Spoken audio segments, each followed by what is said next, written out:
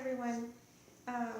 We were asked to think about our feelings and thoughts when it comes to public speaking and ethics, and our thoughts and feelings speaking to people that we don't know about what is right or wrong. And we take a subject such as illegal immigration, for example. Well, ourselves living here in the U.S.-Mexico border, it's a topic that we are very familiar with. And some of us, or most of us here in the border, our families, most of the members in our families,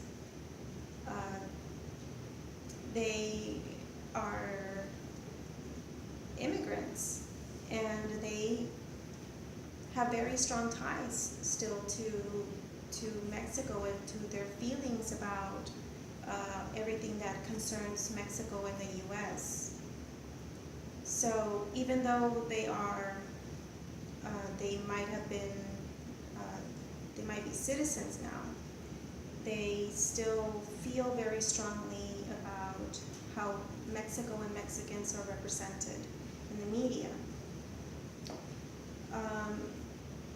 It makes it difficult to disagree on the topic of illegal immigration. You can say, or I can say, I don't agree with illegal immigration, but because I'm Hispanic and I have family that became U.S. citizens that were from Mexico, some people will let their emotions get the best of them, and they may lash out and say that I'm racist because I'm Hispanic and yet I oppose illegal immigration. And it can make it pretty scary and daunting speaking to a group of strangers, because you don't know how they are going to react to what you consider to be right or wrong. As in the case of Donald Trump, when he made his speech in June 2015 about Mexico sending their worst people, the rapists and drug dealers. And a lot of people became very offended and very angry at Trump, and they labeled him a racist. And, well, I personally found his speech to be very unethical, because I found that, yes, he may be exercising his right to free speech, but he doesn't have the right to do it in a disrespectful manner. If you want to exercise your right to free speech and say you disagree with illegal immigration, you have every right to do so. However, you have to take into consideration that in his case, as a presidential candidate, he has to consider his audience, and he has to be respectful and not be offensive. And the same goes for any one of us when we decide to speak to a group of people and we want to make our point about what we feel is right or wrong. Well, we have to do it in a respectful manner, and we cannot be offensive. And we have to consider that rather than dividing people, we should strive to unify and to reach a common ground and to find a way to discuss our opinions in a respectful manner.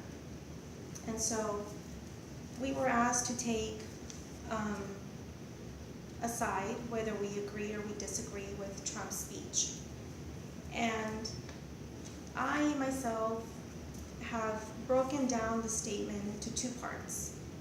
And the first part, where he states that Mexico is sending the worst of the worst, and that they're sending, drugs and crime and rapists, well, I strongly disagree with that statement, because as we have seen here personally in the border, what we know is that the majority of the people that have been detained by U.S. Border Patrol, they have been women and children who are mostly running away from the violent situations that they live in their countries. They face violence, they face persecution. So they look for a safe haven, they look for a way to escape the violence that they live. And I don't see them as drug dealers or rapists. I see them as people looking for safety for their families. The second part of his speech is that he mentions that Trump has spoken to Border Patrol, and that there is no protection at the border, and that we don't know what's happening, and that it has to stop fast. And that I do agree with, because I do believe that our borders need more protection. I do believe that we really don't know who is getting into our country. We don't really know what their motives are, and there may be some bad people that cross with the people that are just trying to get away from dangerous situations. So I do believe that more needs to be done to secure our borders. So I cannot agree or disagree. I agree with one part, and I strongly disagree with the part about the immigrants and the people coming from Mexico and the people coming from South America and the Middle East. I don't believe that they're bad people, and I don't believe that he went about the right way to express his concern about immigration, and especially the way that he put down the people from different countries.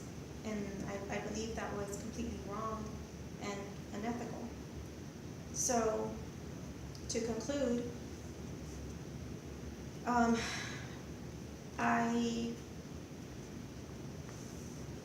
it's a nervous situation talking to people when you don't know how they're going to react once you voice your opinion about what you consider to be right or wrong. And as it happened to Donald Trump, the way he went about it caused a whole group of people to become very angry and to label him as a racist because they don't agree with what he said. And so I believe that if he were to become president, my hope is that he would take the time to learn to be an ethical speaker, because otherwise the repercussions of not speaking ethically and offending and disrespecting other countries and other peoples from all over the world could have serious repercussions. Thank you.